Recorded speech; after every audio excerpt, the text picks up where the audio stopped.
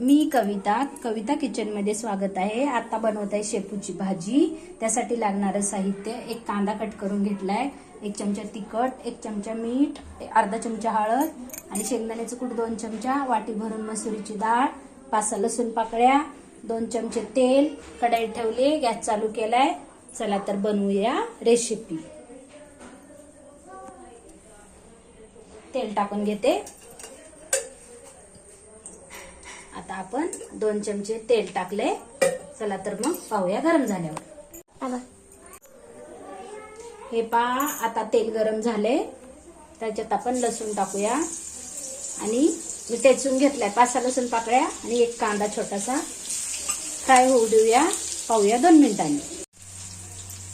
हे पहा, आता आपला कांदा पण फ्राय झालाय आणि आता आपण ही भाजी आहे ना, ही टाकून घेऊया। स्वच्छ धुवून घेतलेली आहे। आता डाळ पण टाकायची, स्लो गॅस केलाय। आणि ही सगळी मसाले आहेत ना, ती पण तेलात टाकूया, झाकून ठेवूया आणि 2 मिनिटांनी मिक्स करून घेऊया, पाहूया 2 मिनिटांनी। हे पहा, आता मी मिक्स करून घेते।